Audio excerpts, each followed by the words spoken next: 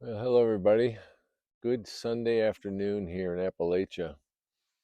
Hope you're enjoying yourself wherever you are. I haven't done one of these in a while, and just felt the urge today to do something that's been on my mind all week. And as you see, there's no fire going because it's very lovely out, 65 degrees, partly cloudy, blue skies. Just a perfect Sunday afternoon after many days of rain, so everything's nice and cleansed. Mother Nature does her cleansing. And so now it's time for us to do some spring cleaning, inside and out. So I hope you're doing that. And some of you may have been following the series that I've been doing called Healing the Divine Masculine. It's been very enlightening for me personally. And one of the reasons why I haven't done a lot of other videos is because I've been focusing so much on what's come out of doing that series of videos and what it's doing to me as I look at myself um, during this time, especially the last three videos, which were all about the shadow archetypes. And it's caused me to look deeply at myself. And that's a good thing, not an easy thing. But if it was easy, everybody'd be doing it. So, one of the things that's come up this week that I wanted to address here is called the stories we tell ourselves. Because we as humans are blessed with memory and imagination. Memory of the past that we can use then in our imagination and project into the future. One of the big reasons why the mystics of our world have always told us to be in the present, live in the present, or even what Alan Watts said is there is no past and present, there is only the eternal now. So whichever way you wish to look at it, we are blessed, and some may say cursed, with these powers of memory and imagination. But we can take our memories and learn from them if we can be honest with ourselves. And we can then project some image into the future of how we want our life to unfold. But what we can also do, of course, is we can take those memories and all the emotion that is associated with them, and we can project that into the future in the form of a story that we will tell ourselves. We might tell ourselves, I don't want to do that again because I know what's going to happen or what might happen.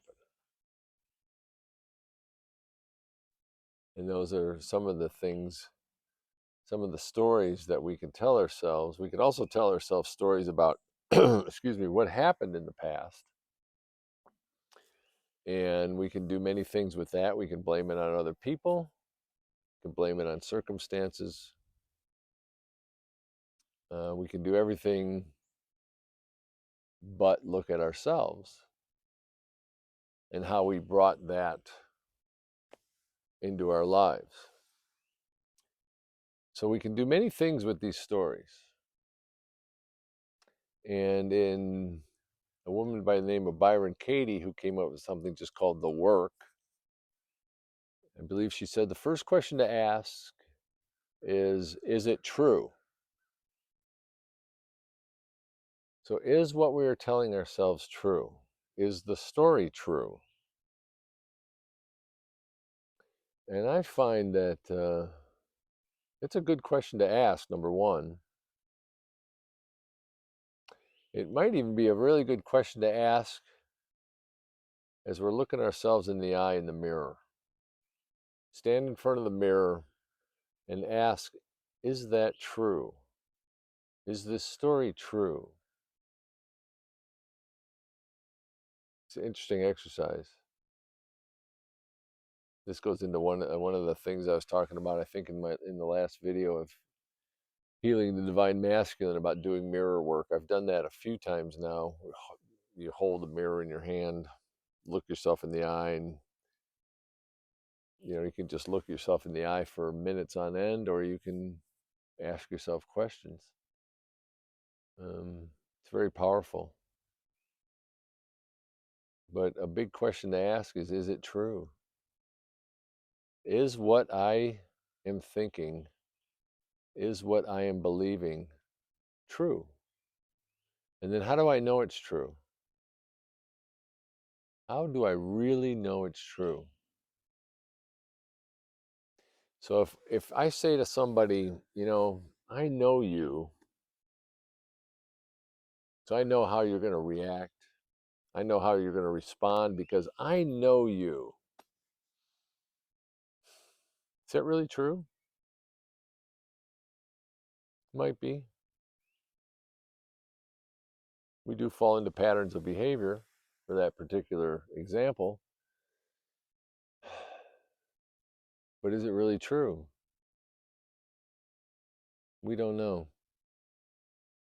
We really don't know. That's why expectations can be so dangerous.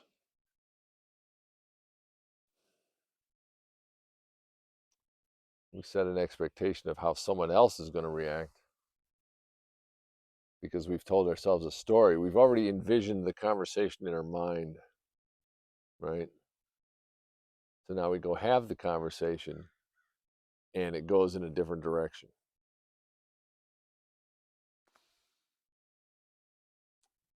Bet you that's never happened to anybody before.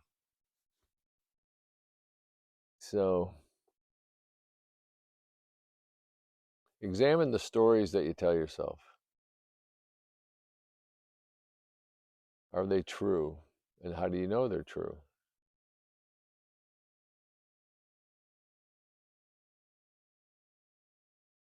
And then if they're not true, ask yourself, why am I telling myself this story? What is it feeding inside of me? Is it feeding my ego? Or can we go deeper than that? Is it feeding probably some deep repressed trauma or fear? Usually a good place to go. Right back to childhood, right back to the parents, whatever happened in childhood. Good place to start. But ask yourself, what is it feeding? What is this story feeding? Especially because we do, when we have the old monkey mind going and we repeat the same stories day after day after day, in which case we're creating a strong belief. But we have to ask ourselves if the story is true. Chances are it's not, or it's only partially true. Because there's always so much we don't know. So much that gets filtered out. So much that gets changed by the filters.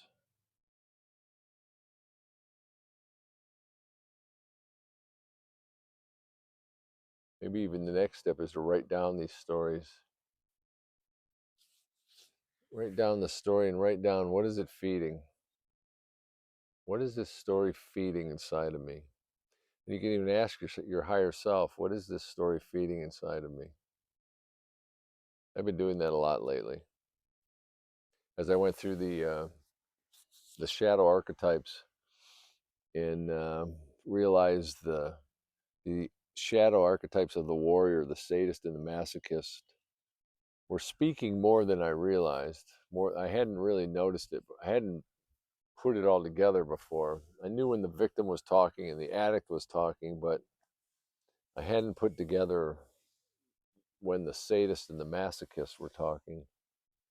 And for the past 6 weeks or so, I've really been focusing on that and the stories that they, moi, are telling. And what it's helped me to do by realizing this, it's helped me to see this shadow archetypes in the people whom I'm telling these stories about in my mind. Okay, when he's saying this, that's his sadist archetype talking. So now I can be more empathetic and more understanding instead of by trying to be more frontal assault, as I like to call it.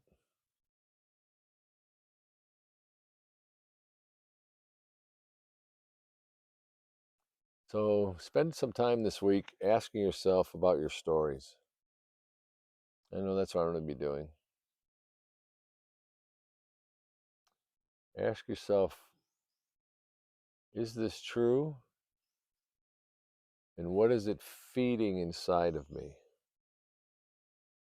as I repeat these stories? All right?